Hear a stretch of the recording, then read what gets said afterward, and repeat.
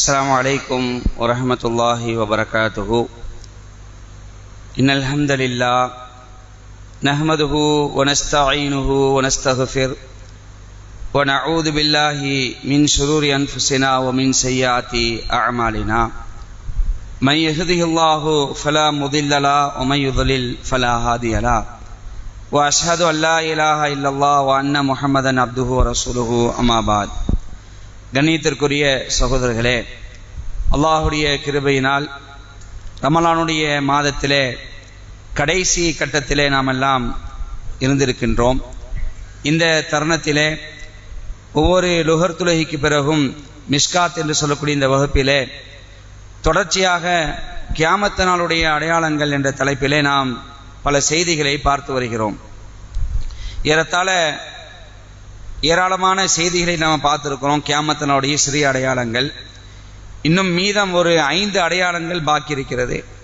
அந்த அடையாளங்களில் இன்றைக்கு ஒரு 3 செய்திகளையும் இன்ஷா அல்லாஹ் நாளைய தினம் அநேகமாக கடைசியாக கூட இருக்கலாம். நாளைக்கு சக்குடைய நாள், நாளைக்கு நம்ம புறப்பாக்க வேண்டியிருக்கும். நாளைக்கு இன்ஷா அல்லாஹ் ஒரு 2 அடையாளங்களையும், அதே போன்று மறுமை நாளுடைய மிகப்பெரிய 10 அடையாளங்கள், அது ஒரு பெரிய தலைப்பு. அதனால் அது சுருக்கமாக அதை நாளைக்கு இன்ஷா அல்லாஹ் அதை பார்ப்போம்.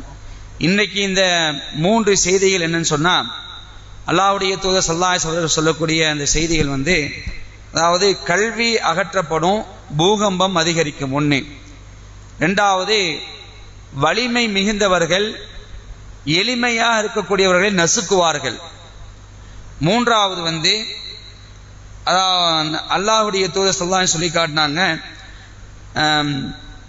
அறிவியினர்கள் மக்களுடைய தலைவர்களாக ஆவார்கள். அறிவியினர்கள் மக்களுடைய தலைவர்கள் ஆவார்கள் என்று சொன்னாங்க. இந்த 3 செய்திகளையுமே ரசூலுல்லாஹ் ஏராளமான பல அடையாளங்களை சொல்லிட்டு அதுல தொடர்ச்சியாக தான் இந்த அடையாளங்களை ரசூலுல்லாஹ் சொல்லி காட்டுறாங்க. அதில் முதலாவதாக கல்வி அகற்றப்படுவதும், அது மட்டும் இல்லாம பூகம்பங்கள் அதிகரிப்பதும், இந்த செய்தியை ஒரே செய்தியில் ரசூலுல்லாஹ் சொல்லி காட்டுறாங்க. புகாரில பதிவு செய்யப்பட்டிருக்கு, 1036வது செய்தியாக பதிவு செய்யப்பட்டிருக்கு. அபூ ஹுரைரா ரலியல்லாஹு அன்ஹு அறிவிக்கிறாங்க, அல்லாஹ்வுடைய தூதர் ஸல்லல்லாஹு அலைஹி சொல்லி காட்டுறாங்க, கல்வி கைப்பற்றப்படாத வரை, நிலநடுக்கங்கள் அதிகமாகாத வரை, காலம் சுருங்கிடாத வரை, குழப்பங்கள் வெளிப்படாத வரை, ஹர்ஜி மிகுதியாகாத வரை.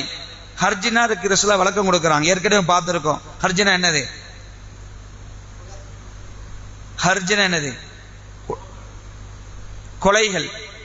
கொலைகள் சரியா? ஹர்ஜி மிகுதமாகாத வரை, இந்த உங்களிடையே செல்வங்கள் அதிகரிக்காத வரை, எல்லாருக்கிட்டையுமே செல்வங்கள் இருக்கக்கூடிய ஒரு நிலை ஏற்படும். இப்படி இந்த விஷயங்களாம் நடக்காத வரை யுக முடிவு நாள் என்ன செய்யாது, ஒரு காலம் ஏற்படாது அப்படின்ட்டாங்க. இதுல 3 அடையாளங்கள் ஏற்கனவே பார்த்துட்டோம். அதுல இன்னைக்கு பார்க்காத விஷயம் என்னன்னு சொன்னா, கல்வி அகற்றப்படாத வரை, பூகம்பங்கள் அதிகமாகாத வரைன்னு சொன்னாங்க ரசூலுல்லாஹ். இந்த 2ஐயுமே இன்னைக்கு என்ன செய்ய நம்ம கண்ணுக்கு முன்னாடி பார்க்கிறோம். கல்வி அகற்றப்படாத வரைன்னு சொன்னா, அதாவது இன்னைக்கு நம்ம ஒரு விஞ்ஞான யுகத்துல தான் வாழ்ந்துட்டு இருக்கிறோம். கல்வி அறிவு மேலோங்கி தான் இருக்குது.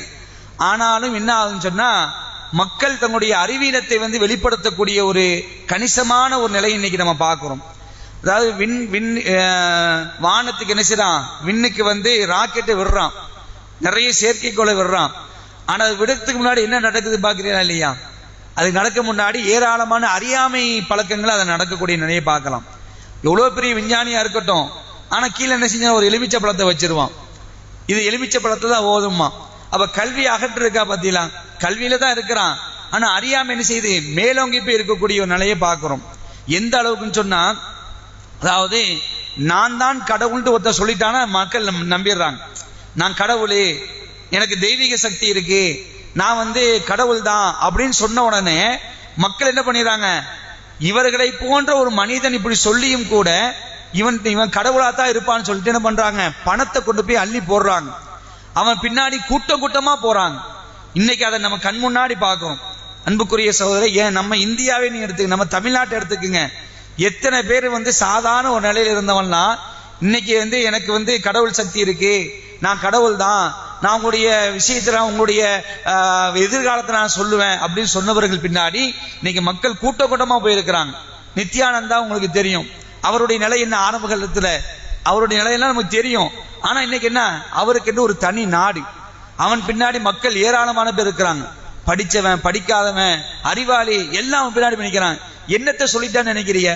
அவன் என்னத்தை சொல்லிட்டான்? சிரிக்க தான் செய்வான். ஒரே சிரிப்பு, ஏதாவது கதை, கப்சா, வரலாறு இப்படி சொல்லுவான். அவன் பின்னாடி என்னது, லட்சக்கணக்கான மக்கள் போய் நிக்கிட்டு இருக்கிறான். அது நீங்க இன்னும் பார்க்கலாம். இந்த சத்குருன்னு ஒருத்தர் இருக்கிறாரு, சத்குருன்னு சொல்லி, ஈசா சத்குருன்னு சொல்லிட்டு, என்ன ஒண்ணுமே பண்ணல, ஆடுறான், டான்ஸ் தான் ஆடுறான், இப்படி குதிக்கிறான். அவன் பின்னாடி எவ்வளவு பேர் நிக்கிறாங்க பாத்தீங்களா? அல்லாஹ் நம்மளை காப்பாத்திட்டாங்க உண்மையிலேயே. அதாவது இது மாதிரியான ஒரு அறிவீனத்திலேருந்து அல்லாஹ் என்ன செஞ்சு நம்ம காப்பாத்திட்டான். ஒண்ணுமே இல்லாத ஒருத்தனை கடவுள் அந்தஸ்து கொண்டு போய் நிப்பாட்டாங்க. இவன் தான் பெரிய ஆளு, இவனுக்கு கடவுள் தன்மை இருக்குது அப்படின்னு நினைச்சு வெளிநாட்டுல உள்ளவங்க அறிவாளிகள் எவ்வளவு பேர் அவங்களுக்கு பின்னாடி போய் பணத்தை கொட்டி இவர்கிட்ட ஏதோ இருக்குன்னு சொல்லி நம்புறாங்களா இல்லையா? அப்ப அறிவீனம் மேலோங்கி இருக்கா இல்லையா? கல்வி அகற்றப்பட்டிருக்கா இல்லையா? அல்லாஹ்வுடைய தூதர் ஸல்லல்லாஹு அலைஹி அவர்கள் சொன்ன அந்த முன்னறிவிப்பு இன்னைக்கு கண் முன்னாடி நடந்துட்டு இருக்கக்கூடிய காட்சியை பார்க்கிறோம். அப்போ கல்வியை கைப்பற்றப்படாத வரை மறுமை நாள் என்ன செய்யாது, ஏற்படாதுன்னு ரசூலுல்லாஹ் சொன்னாங்களே, அந்த காட்சி இன்னைக்கு நம்ம பார்க்கிறோம். அதே மாதிரி பூகம்பங்கள் அதிகமாகாத வரை யுக முடிவு நாள் ஏற்படாதுன்னாங்க. இன்னைக்கு பூகம்பங்கள் நம்ம பார்க்கிறோம்.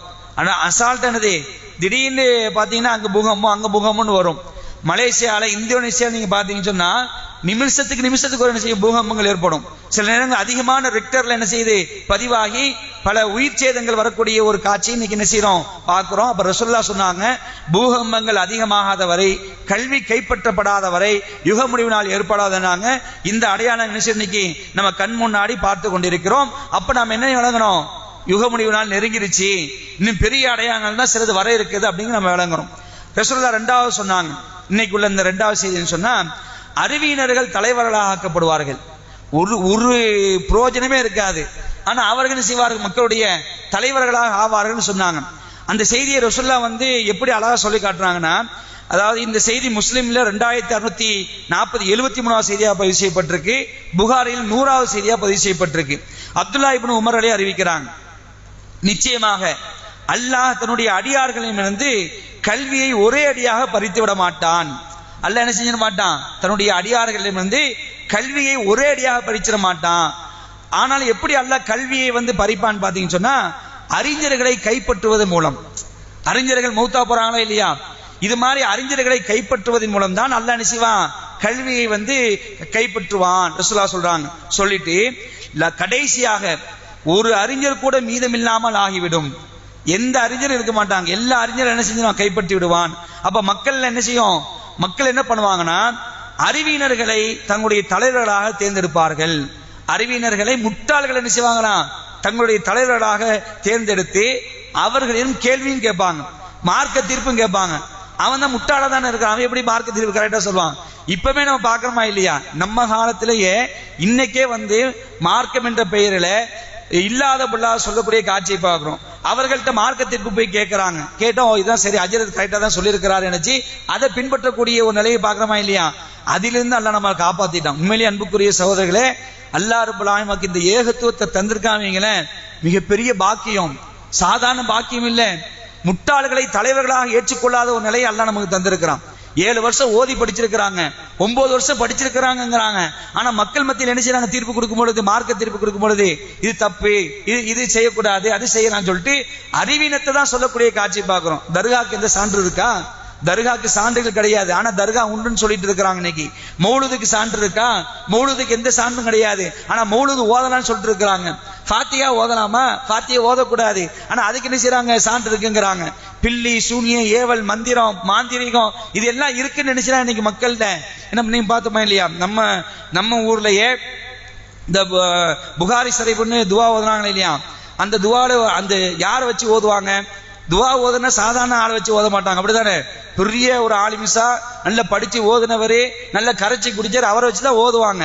அவர் துவா செய்யற எப்படி துவா செய்யறாரு, இறைவா சூனியம் மூலமாக யாரெல்லாம் எங்களுக்கு சூனியம் செய்கிறார்களோ அந்த சூனியத்தை நீ பழிக்காம ஆக்கிறியா அல்லா, அப்படி எங்களுக்கு பழிச்சிட்டாலும் யாரெல்லாம் சூனியம் செய்கிறார்களோ அந்த சூனியக்காரருடைய கைகாலை நீ முடக்கிறியா அல்லா, இப்படி துவா செய்யறாங்க. இதுக்கு கூட்டணி பண்றாங்க, ஆமீன் ஆமீன் சொல்லிட்டு இருக்காங்க. ஆயிரக்கணக்கான மக்கள் உட்கார்ந்து ஆமீன் சொல்றாங்கன்னா, அப்ப இந்த காலத்திலேயே இப்படி இருக்க அறிவாளிகள், மார்க்க அறிஞர்கள், நல்ல கல்வியாளர்கள் இருக்கக்கூடிய இந்த கட்டத்தை எப்படி இருக்குன்னு சொன்னா, அல்லாஹ் சொல்றான், ரசூலுல்லாஹ் சொல்லி காட்டுறாங்க, அல்லாஹ் எல்லா கல்வியாளரையும் அகற்றிடுவான், ஒரு அறிஞர் கூட மிச்சம் இருக்க மாட்டாங்க. இன்னைக்காவது அறிஞர்கள் இன்னைக்கு இருக்கிறாங்க, நம்ம கேள்வி கேட்டு தெளிவுபடுறதுக்கு எவ்வளவு பெரிய பாக்கியம்.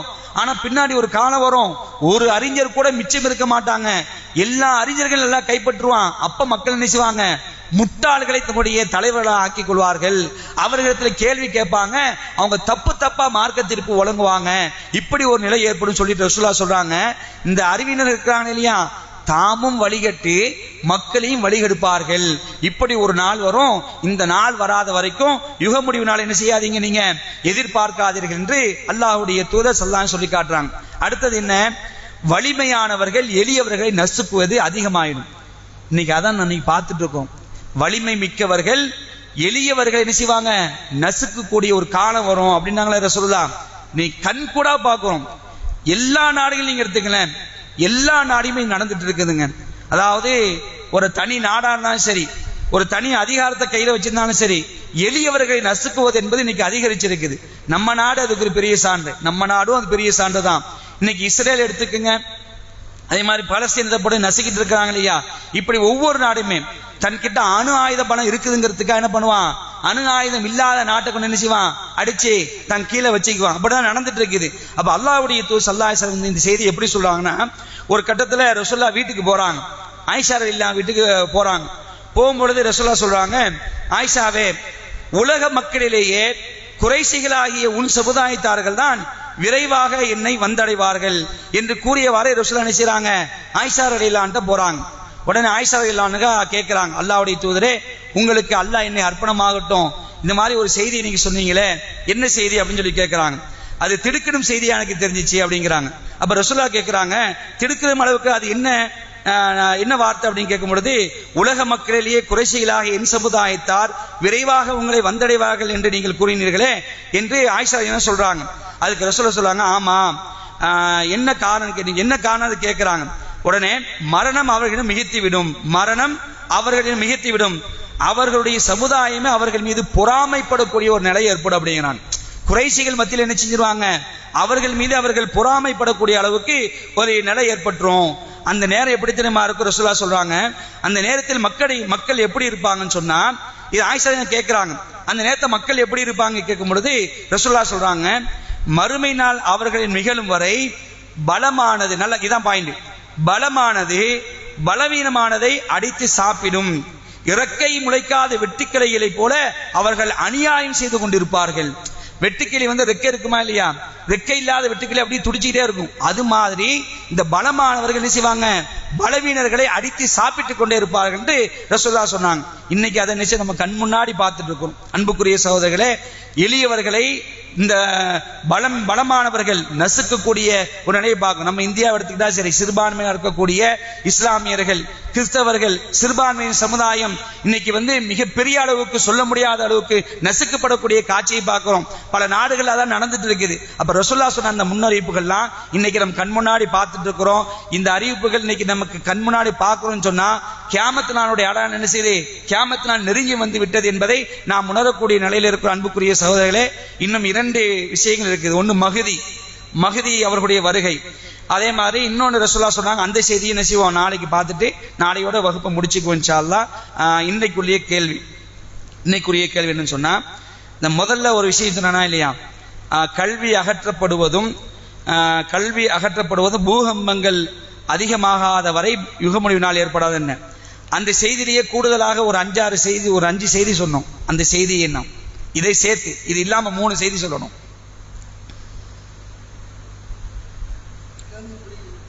அதாவது முதல்ல ஒரு செய்தி சொன்னல, பூகம்பங்கள் அதிகமாகாத வரை, கல்வி அகற்றப்படாத வரை யுக முடிவு நாள் வராதுன்னு ரசூலுல்லாஹ் சொன்னாங்க. இதோடு சேர்த்து கூடுதலா ஒரு 3 செய்தியை சொன்னாங்க. கை மட்டும் தூக்குங்க,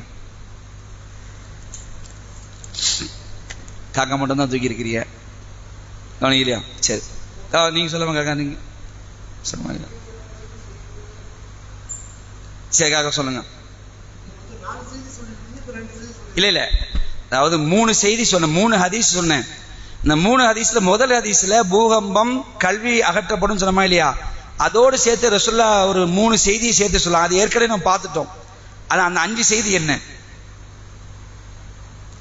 சரி மாத்திரும். ஆமா, அது கொலை 1, சொல்லுங்க. இல்ல சரி நீங்க சொல்லுங்க. இல்ல சொல்லுங்கக்கா. சரி கொலை ஹர்ஜி இல்ல இன்னைக்கு உள்ள செய்தி. சொல்லு. செல்வம் கூட ரெண்டு இன்னொன்னு சொல்லுங்க. வேற யாரும் நீங்க சொல்லுங்கம்மா. மிர்சா இல்ல சரி ஓகே. அப்ப செய்தி மாத்திடுறேன். ரசூலுல்லாஹ் வந்து ஆயிஷா ரலியல்லாஹு வீட்டுக்கு வரும் பொழுது ஒரு சமுதாயத்தை பத்தி சொல்லுவாங்க. இந்த சமுதாயம்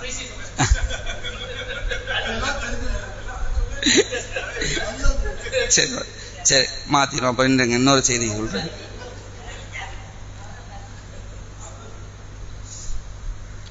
சரி இந்த அறிவினர்கள் தலைவராக்கப்படுவார்கள் சொன்னோம்ல. அறிவினர்கள் தலைவராக்கப்படுவார்கள். அதாவது கல்வி அறிஞர்களை அல்லாஹ் நிச்சயமாக ஒரேடியா கைப்பற்றிட மாட்டான்.